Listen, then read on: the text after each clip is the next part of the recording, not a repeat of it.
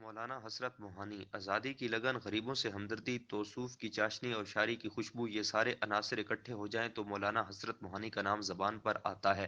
انہوں نے آزادی اور مکمل آزادی کا نعرہ اس وقت لگایا جب گاندھی، حکیم اجمل خان اور دوسرے رہنما آزادی کا نام لینے سے گھبراتے تھے، جب قید ہوئے تو جیلوں میں چکی کی مشقت تھی، بدبودار لباس تھا، کھانے کے لیے آٹا ایسا تھا جس میں مٹی تک ملی ہوتی تھی، اور سالن انتہائی جو ہے وہ بے مزہ تھا، بے روغن قسم کا سالن انہوں نے کھایا۔ اس کے علاوہ انہوں نے کبھی ہمت نہیں ہاری۔ ان کی تاریخ پیدائش کے بارے میں آپ کو بتاتے چلیں کہ ان کی تاریخی پیدائش 1978 میں اود میں وہ پیدا ہوئے، اور ان کا اصل نام سید فضل الحسن تھا۔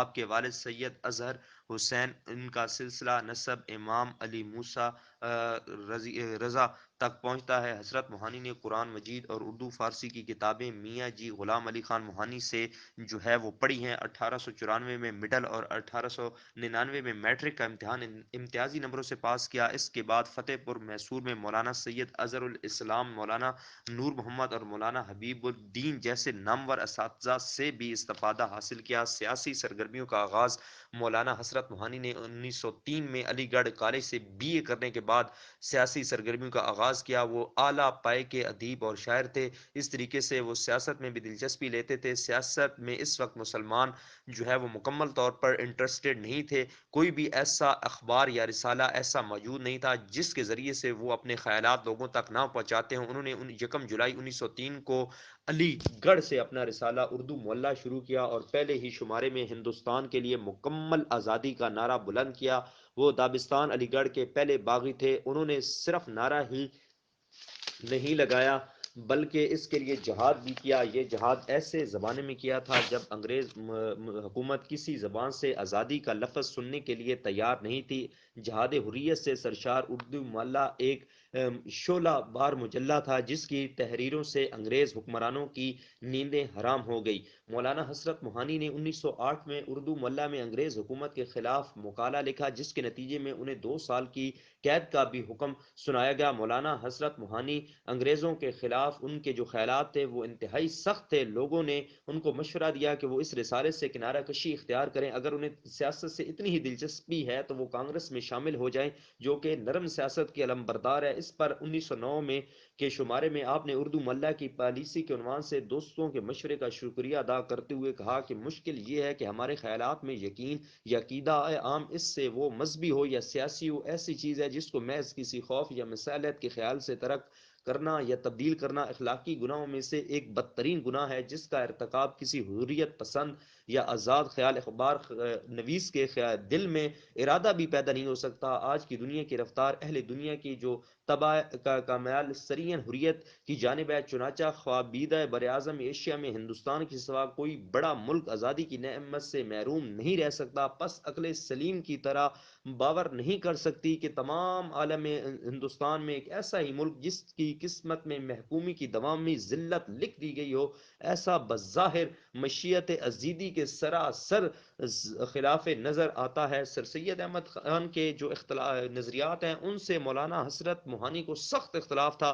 انہوں نے سر سید احمد خان کو اپنے زمانے میں جو ہے وہ مسلمانوں کو سیاست سے آنے سے انہوں نے مشورہ ایسا دے رکھا تھا مسلمانوں کو کہ وہ سیاست سے دور رکھیں، اور 19ویں صدی کے آغاز میں بھی وہ ایسا کر رہے تھے، لیکن مولانا حسرت موہانی نے ایسا کرنے سے انکار کر دیا۔ انہوں نے اس سلسلے میں اپنے رسالے میں لکھا کہ ہم اس بات کو تسلیم نہیں کر سکتے کہ سر سید احمد خان اپنے زمانے میں قوم کے مسلمان رہنما اور اس وقت جو مسلمانوں کے حق میں جو کچھ کیا ہے وہ بہتر کیا ہے، لیکن ہم سوال کرتے ہیں کہ کیا زمانے میں اب بھی وہی حالت ہے جو سر سید احمد خان کے وقت میں تھی؟ سر سید حسرت موہانی جہاد حریت اور قومی یکجہتی کو لازم و ملزم سمجھتے تھے۔ وہ مضبوط سیاسی جو ہے وہ صلاحیتوں کے مالک تھے۔ وہ تحریک آزادی کے اس دور کے انتہا پسندوں کے حامی اور ہمنوا تھے، اور اپنے رسالے سے پیسے کمانے کی جو ہے وہ انہیں کوئی آرزو نہیں تھی۔ مولانا حضرت موہانی جو ہے وہ 1905 میں آل انڈین نیشنل کانگریس میں انہوں نے شمولیت اختیار کی، اور اس کے علاوہ 1907 میں انہوں نے کانگریس کو خار آباد کہہ دیا کیونکہ ان کو کانگریس کا جو رویہ ہے، جو کانگریس کی پالیسیاں ہیں، ان کا اچھی طریقے سے پتہ چل گیا تھا۔ 1908 میں انہوں نے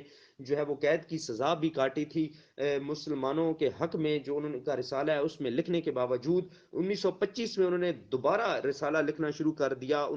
1924 میں ان کی جو خیالات ہیں ان میں واضح طور پر انقلاب آ چکا تھا، کیونکہ انہوں نے جو ہندوؤں کے فرقہ وارانہ جو عزائم ہیں جس میں انہوں نے شدی اور سنگدن تحریکوں کا آغاز کیا تھا، ان کے خطرات کو بھانپ لیا تھا۔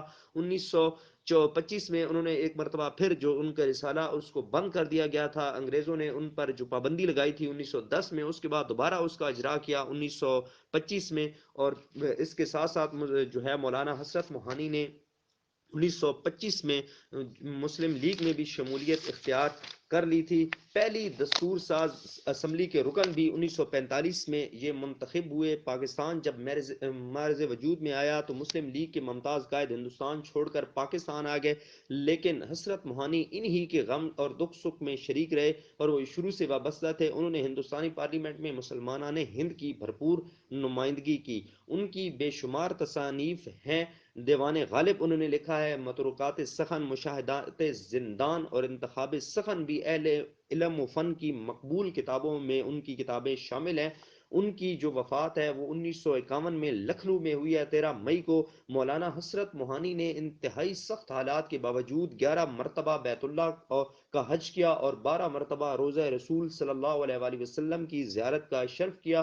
انہوں نے انگریزوں کی جو آنکھوں ہیں ان میں آنکھیں ڈال کر حریت آزادی کا پرچم بلند کیا، اور ان کی خدمات کو ہمیشہ یاد رکھا جائے گا۔ آج کی ویڈیو کا مقصد ہمارے ایسے گمنام ہیروز کے بارے میں آپ کو بتانا ہے جن کے بارے میں ہماری نئی نسل نہیں جانتی، اور ایک جو لابی ہے اس کا مقصد ہے کہ ہمارے اصل جو ہیروز ہیں جنہوں نے ریئلی جو ہے وہ سٹرگل کیا تھا اگینسٹ برٹش اور ہمیں آزادی دلوائی تھی، ان سے ہم کو دور کیا جا رہا ہے، اور ہم اس جو ہے وہ پلیٹ فارم کے ذریعے ان کی جو خدمات ہیں، ان کے جو کارنامے ہیں آپ کو بتائیں گے۔ میں امید کرتا ہوں کہ مولانا حسرت موہانی کے متعلق آج کی جو ہماری انفارمیشن ٹاپک ہے آپ کو بہت پسند آئے ہوگا۔ اس حوالے سے کامنٹ سیکشن میں ضرور بتائیے گا، اور نیکسٹ ویڈیو کے ساتھ اس طرح کی جو نیکسٹ جو ہماری شخصیت ہوگی مسلم، اس کے بارے میں بھی آپ کو بتائیں گے۔ تب تک کے لیے مجھے دیجیے اجازت، اپنا بھرپور خیال رکھیے گا، دعاؤں میں یاد رکھیے گا، نماز کا اہتمام کیجیے گا۔ اللہ